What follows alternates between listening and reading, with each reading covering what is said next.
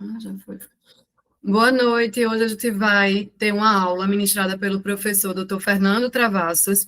Ele é médico com residência em neurologia, coordenador do Hospital Pelópidas Silveira e preceptor de residência no mesmo hospital. O Dr. Fernando, ele também é especialista no exame de líquor e ele é responsável pelo laboratório Fernando Travassos e membro do DC de líquor da ABN. Dr. Fernando Travassos é uma referência aqui no Nordeste, na área de líquor, né? E hoje vai falar um pouquinho sobre biomarcadores da doença de Alzheimer no líquor. Então, só agradecendo novamente, tá, pelo convite, doutor Fernando, obrigado pela apresentação, doutora Ana, né, é um prazer estar falando com vocês. Vamos falar um pouquinho sobre o biomarcador para a gente tentar passar um pouquinho de informação, tá? Quiser passar o slide, por favor. Enfim, a gente vai começar um pouquinho da evolução dos biomarcadores, né? Desde a descoberta da doença de Alzheimer, pelo Dr. Alzheimer, lá em 1906, e só em 1984 teve a teoria amiloide, né, com colegas Wong e Glenner. Em 95, 98 foram descobertos os biomarcadores. Em 2000 foi iniciada a consolidação dos centros de pesquisa, né, e só em 2011 teve realmente a inclusão, né, dos biomarcadores como forma efetiva no diagnóstico, que até então era só por forma patológica, né? Só por necrópsia. Em 2012, teve a padronização, né? Ou seja, um ano depois da inclusão, conseguiu colocar a padronização e é, de forma industrial para poder realmente fazer o diagnóstico da população. É isso. O próximo slide, por favor. Enfim, aqui a gente dá uma imagem bem clássica, né, mostrando um pouquinho da teoria amiloide, né. A gente tem duas vias já, não amiloide e amiloide. A via amiloide, né, que está à esquerda, né, à esquerda, né, então ele passa pela enzima, né, o BACA1, que é a beta-secretase, né, onde vai provocar a liberação de monômeros, né, pode passar aqui a imagem,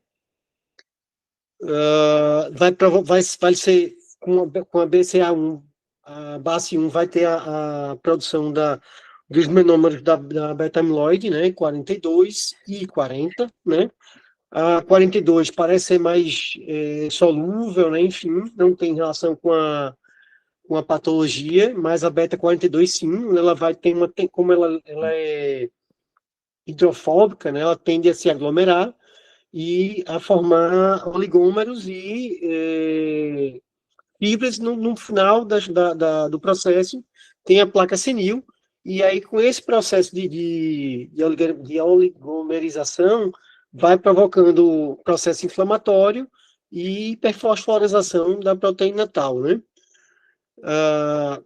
Pode passar. O próximo slide, ele fala do padrão, né, do biomarcador clássico, né, que existe uma grande produção de beta-amiloide, mas, como eu falei, ela tende a se aglomerar e ela é hidrofóbica, né, então ela vai diminuir a dosagem, enquanto vai haver uma morte celular e a hiperfosforilação da proteína tal e a degradação celular da proteína da tal total, não é isso? Então, esse é o padrão clássico típico dos biomarcadores de Alzheimer para o diagnóstico, certo? Vamos passar para o próximo, certo? Aqui a gente tem uns biomarcadores indiretos, né, que a gente tem falado, mas assim, como é indireto porque ele realmente acaba tendo, são biomarcadores que aumentam com várias outras doenças, inclusive Alzheimer, né? O neurofilamento, ele é uma proteína, né? O neurofilamento de cadeia leve é uma neuroproteína estrutural dos axônios, né? Então é uma coisa que ocorre, né? Que já tem no nosso organismo, e com a morte celular, essa neurofilamento de cadeia leve, ele é liberado, né?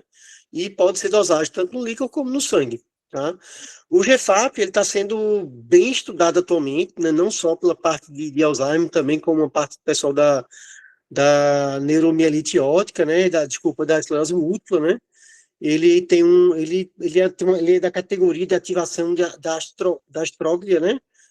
E demonstra neuroinflamação. Ele é um marcador de ativação, né? E de gliose reativa dos astrócitos, e a principal proteína do citoesqueleto astrocitário, né?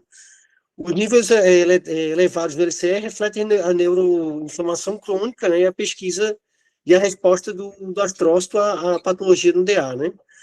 E ele sugere esse processo de neuroinflamação e que ocorre em decorrência da deposição da beta-amiloide 42. Ela tem uma relação grande, né, com o beta-amiloide, né? Se o paciente tiver clínica de Alzheimer, e tiver o GFAP, a teoria é que ele tem uma chance alta do beta-amiloide dar também positivo, tá? Decorrente disso aí. Pode passar. Aqui a gente vai falar um pouquinho a diferença do método automatizado para o método ELISA do diagnóstico da DA, né? Então, a gente está falando agora voltando a falar, né, sobre beta-amiloide 42, o fosfotal e o tal, tá certo? Então, o método automatizado, ele tem pela eletroquimiluminescência, né? Já o ELISA, né, obviamente, né, pela ELISA, a pipetagem num método automatizado, né, é a própria máquina que faz, então tem menor chance de erros, né? O tempo é muito rápido, né? Então os laboratórios acabam liberando, botam o padrão em até 7 dias, mas se colocar no mesmo dia ocorre a liberação do exame, né? E o ELISA demora um pouco mais, até porque são as cadeias de ELISA. A gente tem que tem que preencher as cubetas do ELISA, e acaba que isso demora a acumular os exames, né? Para poder liberar os exames, e isso realmente demora liberar o resultado. Em relação ao método automatizado, ele tem uma vantagem em relação ao ELISA, o material só precisa ser resfriado, né? Ele não precisa ser congelado como a ELISA, né? Então, se você quiser transportar para São Paulo, o método resfriado é mais fácil de ser transportado, que o congelado tem que ser com gelo seco, né? Então, é uma coisa bem importante para ter a menor variação de temperatura possível, né? Já que é isso que é um dos problemas do erro pré-analítico, é a variação de temperatura, né? No método automatizado, tem o fosfotal barra beta-42 e a relação importante no ELISA é a 4240, tá? Vou falar um pouquinho sobre essas relações no próximo slide agora, né? Pode passar. Então, o ELISA, ele foi o primeiro método, né, a ser disponibilizado para poder realmente fazer o diagnóstico, né? E viu-se que, obviamente, o beta-42 é a forma do diagnóstico para conseguir fazer o diagnóstico, mas viu-se que a relação 42-40 é uma relação bem importante para o diagnóstico, tá? Porque assim na fisiopatologia, do Alzheimer, ao mesmo tempo existe a produção do 42, também existe a produção do 40. Então, é uma produção igualitária, né? E a gente sabe que alguns pacientes são hiperprodutores de beta-amiloide, 42, e porventura também 40. Isso quer dizer o seguinte: ele produz muito beta-amiloide, não dá tempo da beta-amiloide se formar o ligoma de tanta produção, né? E acaba que isso pode dar um falso negativo, né? E essa relação fala a favor de ter uma normatização, né? Então, já que existe uma relação dos dois igualitária, quando você faz a relação, ele pode dar positivo, mesmo com beta-amiloide alto, né? Essa relação, né, que é uma relação muito interessante na parte fisiopatológica, mas é visto também uma relação do fosfatal beta-42, mas de forma estatística. Ele fala a mesma coisa do que essa relação, né? Porém de forma estatística, né? E pode, com certeza, mostrar um pouco da relação da progressão da doença, né? Já que ocorre, quanto mais beta-amiloide, também vai produzindo também mais a tal fosforilada. Pode passar a próxima. Então, a parte do líquor, da dosagem dos biomarcadores, é uma parte pré-analítica, a parte mais fundamental que existe em todo o processo, tá? Então, tem vários critérios, né? Tem que ter um cuidado, tem que ser um tubo de polipropileno, né? No método automatizado, o tipo específico de tubo é esse que está aí na imagem, tá? E, assim, tem que ter o cuidado de não haver acidente de punção, que pode dar alteração do líquor, né? Então, é bom que seja uma pessoa mais experiente para realmente fazer a punção, para evitar esse problema de punção, de acidente de punção, ou se ocorrer, você esperar ter a limpeza do líquor, né? Então, na própria bula do método automatizado, ele pede para até descartar, assim, entre aspas, os primeiros 2 ml, provavelmente por isso, né? Para evitar esse possível acidente de punção que pode alterar o resultado, né? O ideal não, tem que ser um cotejamento direto no tubo, né? Então não deve haver aspiração por seringa, para contato com a seringa, com borracha, não deve ter contato com qualquer outro tubo, senão o próprio tubo específico de polipropileno, tá bom? E evitar, né, como eu falei já anteriormente, a variação de temperatura, né? Esse processo de refrigeração, desrefrigeração, ele acaba tendo alteração. O motivo do polipropileno, né, do tubo, né, porque é o seguinte: o beta-amiloide 42 ele tem uma tendência em outros tubos a se depositar na parede do tubo, né? Então sempre pode ter essa dificuldade. Então o polipropileno ocorre muito menor, né? E é importante que o líquor ele preencha quase todo o espaço do tubo, né? Vocês podem ver que tem uma marquinha horizontal bem próximo da tampa, que é onde tem que ter um nível de líquor, né? Por quê? Porque quando o líquor quanto mais líquor tiver preenchendo o espaço, menor a chance de ter deposição no tubo, né? Na parede do tubo, ele vai estar menos exposto, né? Então é todo um critério que eles utilizam para que ocorra o menos possível interferência no fator pré-analítico. Então pode passar. O próximo slide, ele fala sobre a questão dos novos diagnósticos, nova forma de diagnóstico, né? Então, publicada em 2024, né? Pelo grupo do DC de demência, de estudo, né? Da ABN, né? E fez para diagnóstico, né? O perfil ATN, né?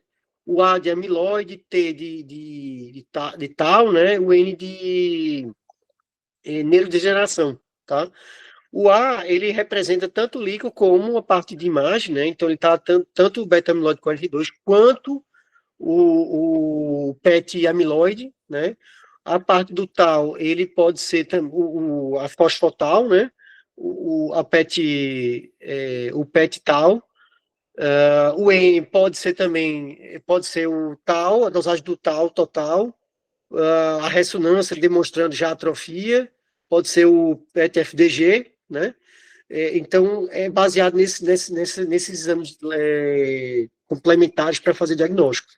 Mas se vocês puderem ver nessas imagens, você pode ver que tem o mais importante para fazer o diagnóstico de Alzheimer é o A positivo, ou seja, tem o amiloide, é o fator preponderante para o diagnóstico. Então, na segunda, terceira, quarta, quinta linha, todos são A positivo, então todos têm doença de Alzheimer, tá? O restante é não Alzheimer, né? Ou realmente como a primeira linha que mostra que não tem doença de Alzheimer, tá? Então, se vocês puderem ver, né, no caso a neuro, quando a gente bota o A positivo, T positivo na terceira linha, né, a gente tem uma doença de Alzheimer sem neurodegeneração. A terceira linha, que é o padrão, né, que é o A mais, T mais, N mais, então já tem a neurodegeneração, certo? Queria também destacar também o da quinta linha, 1, 2, 3, 4, quinta linha, que é o A mais, T- e o N+. Então, é um padrão de doença mista, tá certo? E os três últimos, né? Então, é uma doença não Alzheimer, tá? Certo? Ou seja, tem degeneração, mas não é de Alzheimer. Por quê? Porque não tem um A negativo, certo? Pode passar o próximo.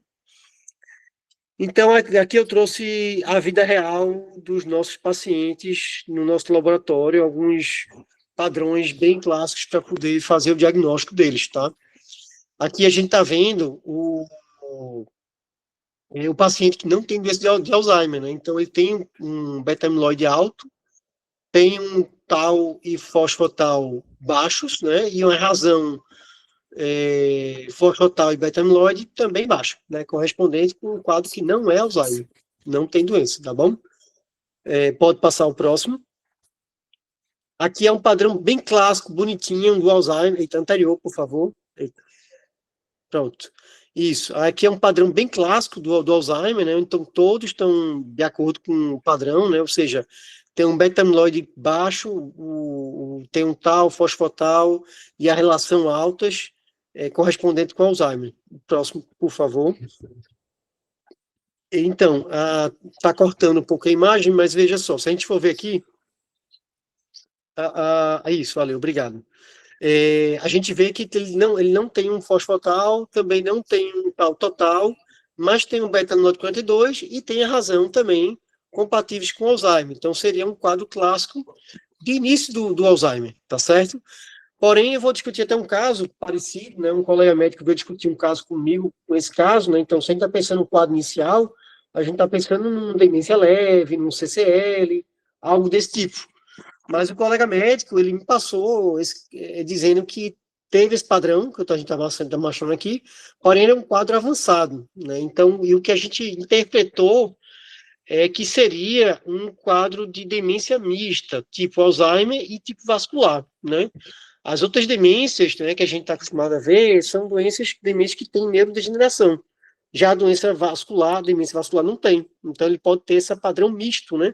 Apesar de ter um padrão de biomarcador de doença inicial, mas como já tem um quadro avançado de demência, né, e realmente a paciente diabética tinha microangiopatia, então a gente corroborou com o diagnóstico que tinha Alzheimer e tinha uma demência vascular associada.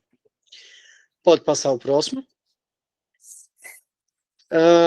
Esse é um laudo, os anteriores todos os outros eram de um laudo de biomarcador do método automatizado, tá? Porém, esse aqui não, esse aqui é o método de ELISA, né? E aí, se vocês puderem ver, à esquerda, né, tem um padrão claro, tem aquele que a gente procura, né, que é o fosfotal, né, que está bem aumentado, o tal total que está bem aumentado, a beta-amiloide 42 está normal, porém o que ajuda para fazer o diagnóstico é a relação, né, 42-40. Então, esse cai naquele padrão de paciente que é um grande produtor de beta-amiloide, né? Então, você vai fazer a relação 42-40, ele dá baixa, compatível com a doença de Alzheimer. Tá joia? O próximo paciente. Então, o próximo paciente, ele é um padrão semelhante ao anterior, né? Então, ele tem uma grande produção de beta-amiloide, né? Mas ele tem altas, o tal, fosfotal e a relação, tá? E semelhante a outro caso, só que com outro método diagnóstico, né? Pode passar também. E eu acho que esse é o último slide, né, da aula, uma aula curta, né, para ser mais objetivo e tentar mostrar realmente o objetivo da doença, né? A gente está vendo aqui um padrão de beta-amiloide baixo, né? A gente está vendo um fosfotal normal, uma relação normal e uma tal total alta, né? Ou seja, é um paciente que tem beta-amiloide 42, porém tem tal total. Então, é como se fosse aquela linha, a quinta linha do tipo diagnóstico do Alzheimer, né? Então, é uma doença mista, né? Então, tem algo provocando a neurodegeneração do quadro clínico do paciente, né? Então, ele tem uma demência junto com uma outra doença, uma outra demência que a gente não sabe a causa, né? E acho que essa o último slide é o próximo aí, só mostrando a evidência da família Travassos aí, né?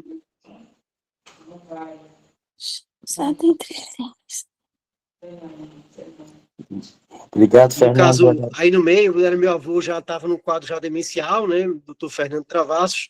Chegou a conhecer os meus trigêmeos, meus filhos trigêmeos, né? Que já estão grandinhos. Essa semana passada fizeram 7 anos. E mais acima, à direita, é minha mãe e eu, que a gente está tentando dar continuidade ao laboratório, né? A história do meu avô, né? Acho que a gente está tentando dar continuidade, né?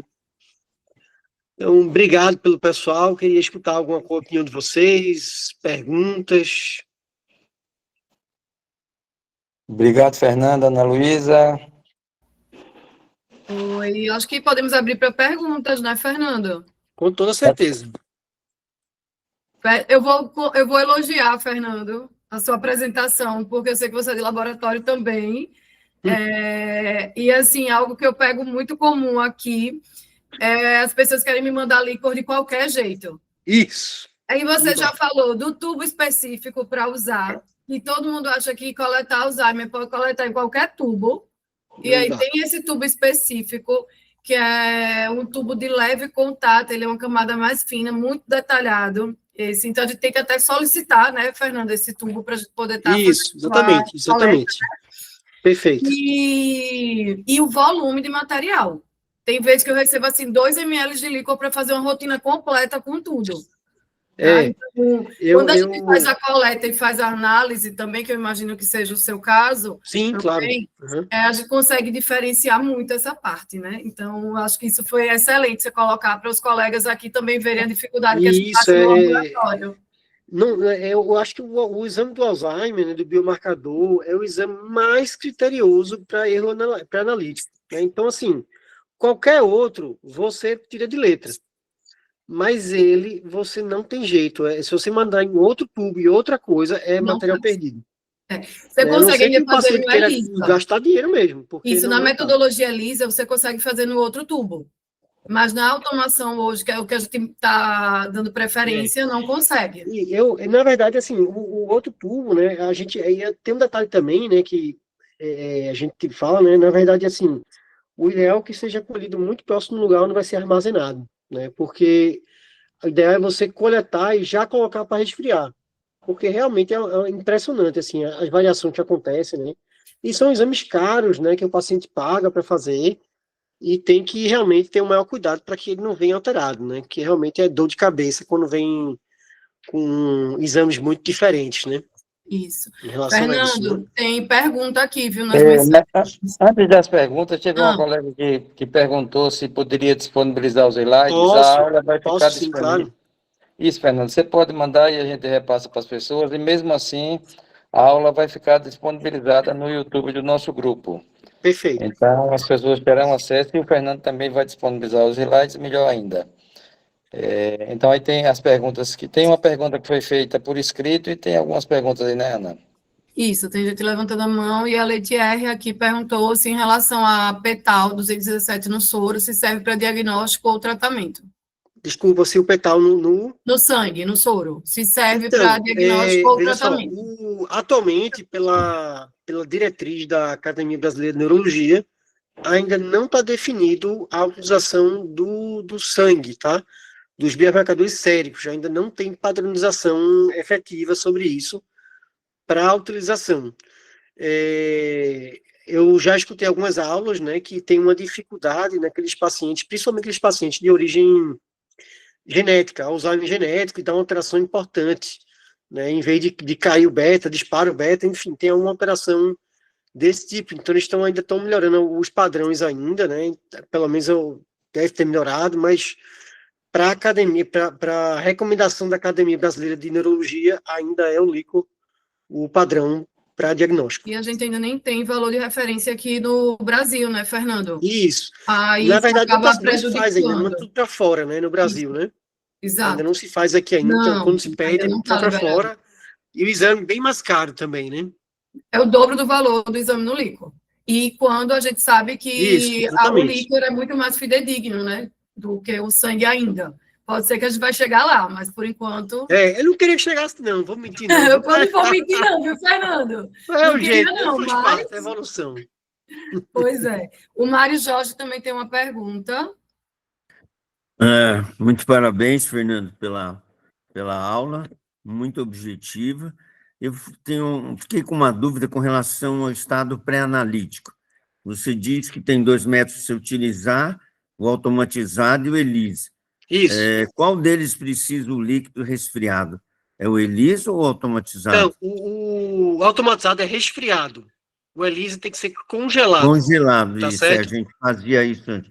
Congelava para fazer o exame depois. Então, você só resfriar o quê? A que temperatura? Então,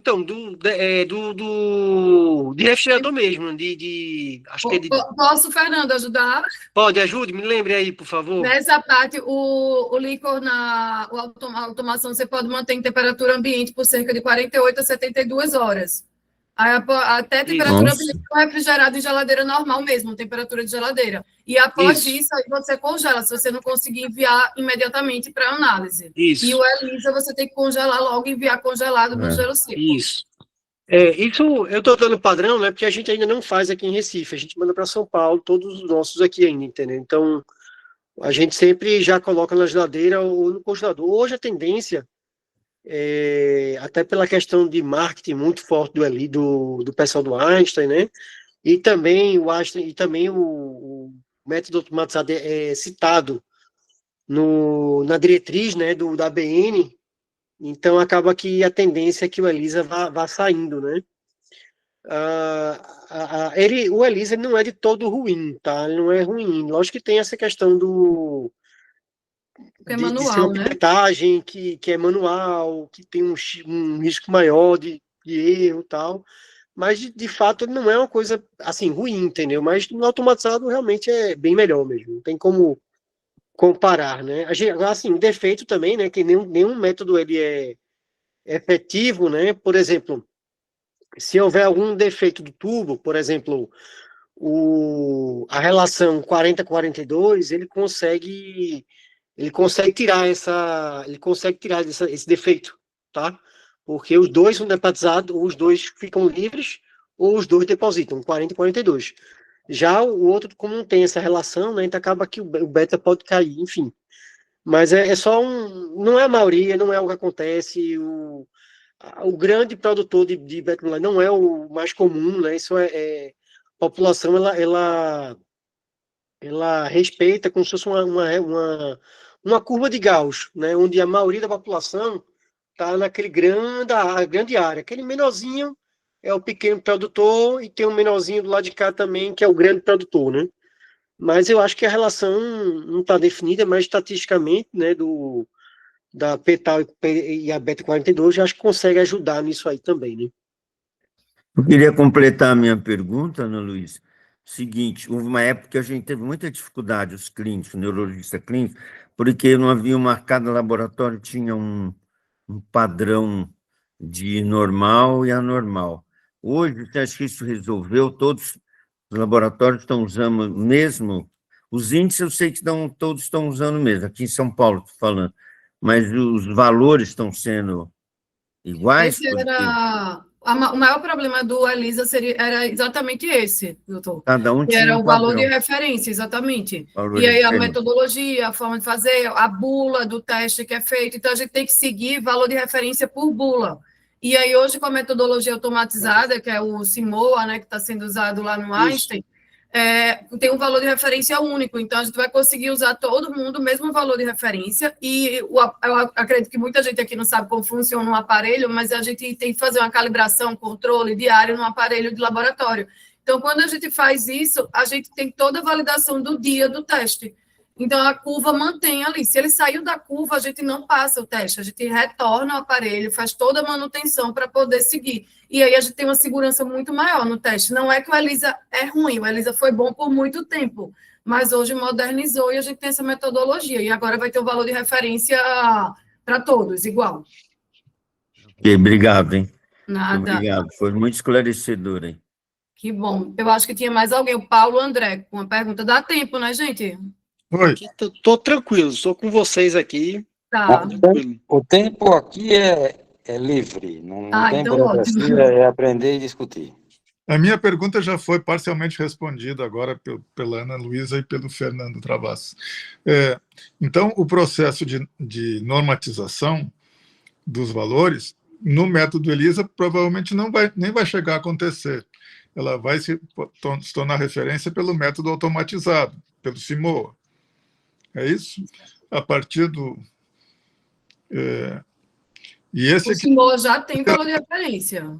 Já tá todo certo, já está validado, já está liberado. Hoje, a metodologia que a gente preconiza é fazer essa. Fernando aí também, né? Sim, a gente está fazendo praticamente todos eles só automatizados mesmo. Exatamente. Eu só faço, Elisa, quando acontece alguma coisa, eu receber uma amostra fora do tubo, fora do convencional, e aí eu acabo tendo que fazer pelo Elisa. Mas fora isso, quando é coletado por Se mim... falar que o Elisa dá um trabalho danado, né? Dá, né? Trabalho danado. Elisa é sempre trabalhoso. Bem entendido agora. Muito obrigado. Nada. Bem, eu tenho uma pergunta, Fernando.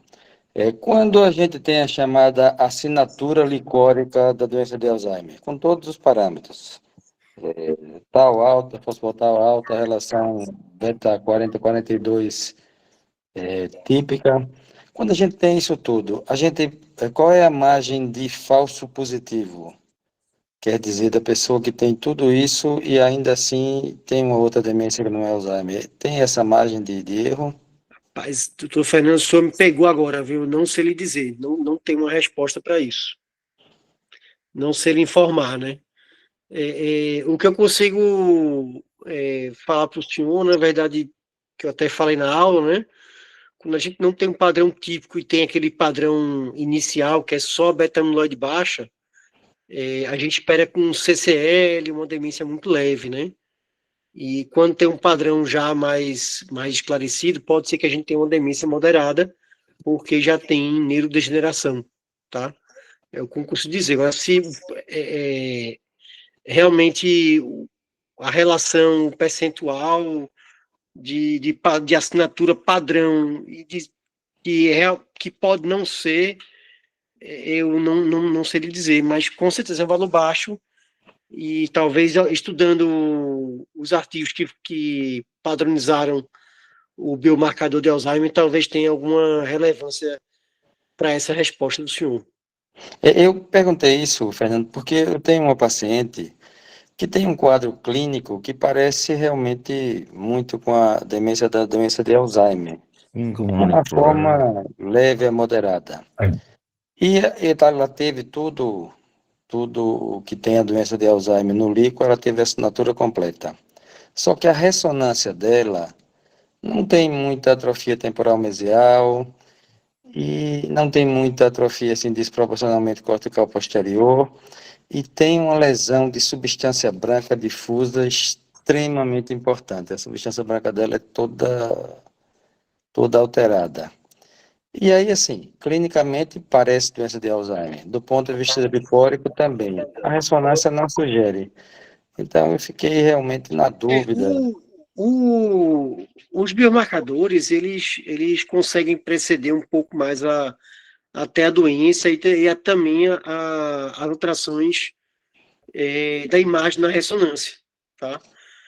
O que eu diria para o senhor é que a gente não consegue diferenciar, por exemplo, ou dizer, nesse caso aí, se ele tem uma doença mista ou não, tá? Porque ele tem pelo que eu entendi, ele tem um paciente, tem uma imagem sugestiva de demência vascular, né? Mas tem um padrão, mas tem um padrão clínico e licórico de Alzheimer, né? Então, assim, eu acho que, assim, pode ser que ele tenha uma doença mista aí, tá? Nesse caso, né? Mas realmente é difícil bater o martelo em relação a isso, né? Eu posso falar agora? Eu queria fazer mais uma pergunta, Fernando. Primeiro, Gameleira, esse seu paciente não é uma FASECAS, é de quanto? Na ressonância, cheio de de lesão de substância branca, se for fasecas de 3, na minha opinião, tem mais chance de ser uma demência, por microangiopatia, né, associado, talvez, a um quadro de neurodegeneração. Fernando Travasso, você acha que a automatização vai agilizar o exame de líquor e vai tornar ele um pouco mais acessível, um pouco mais barato? Então, ele vai ser mais rápido o resultado, né? Ele é mais rápido o resultado, né? Muito mais pelo método, porque é o seguinte, a máquina consegue fazer exame a exame, né, do paciente. Já o ELISA, por questão de economia, né, porque quando você abre um kit, você tem que preencher várias cubetas de ELISA ali, né? A normatização, você já gasta da curva do ELISA, você já gasta pelo menos umas 10 cubetas, né? Então, você tem que acumular paciente para você dar um diagnóstico, né, dos pacientes, para poder ser viável o kit, né? E acaba que isso demora um pouco, né? Já o automatizado é uma coisa rápida, né? Você colocou, teoricamente, no mesmo dia você pode ter um resultado, né? Depende muito da rotina do laboratório, enfim, para poder liberar depois, enfim. Mas com relação ao custo... Mas a tendência é que realmente o automatizado seja... Aliás, tudo na vida, né? A questão de automatização é a tendência, né? Você acha que isso vai diminuir o custo, por exemplo? Tem lugares que a gente não consegue pedir o líquor pelo preço do líquor. Eu penso, uma assim, coisa é um exame que ainda não é automatizada... barato, tá certo? Não é barato ainda. Mas existe uma tendência, eu acho que uma tendência assim, a custar mais barato, né?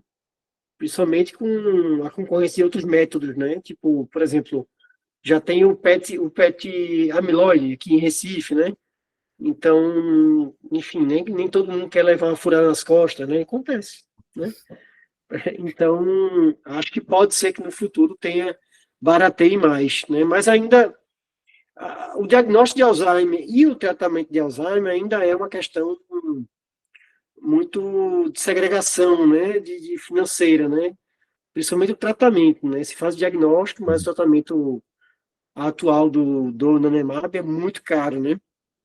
Então ainda tem esse 10 mil por processo, né? sessão, 10 mil por sessão aqui em São Paulo. É o custo, de 8 a 10 mil por sessão, esse mensal, né? Que agora saiu o lecanemab que você dá no subcutâneo, aí esse é diário, né? Alguns já estão importando esse de uso do nanemab, ele tem, além da medicação cara, ele tem uma série de ressonâncias que você tem que fazer, né? Isso, acompanhar aquela lesão diária, né? Então, enfim. Cada 3 meses, em média, às vezes antes, se o paciente mostra alguma piora do quadro, mas você tem que fazer antes do tratamento, né? O PET amiloide também, a gente já usa aqui, eu peço muito PET amiloide lá para o HC, já tem uns 3 anos que já tem o aparelho aqui, e a gente usa bastante antes do tratamento de usar os monoclonais. E vai acompanhando, no final você pede um PET amiloide também, porque por mais que a ressonância não vai te dar as quantidades de centiloides que você conseguiu remover com o tratamento. Uhum. Obrigado, viu? Obrigado também. Gente, mais alguma dúvida? Doutor Fernando, alguma coisa para pontuar?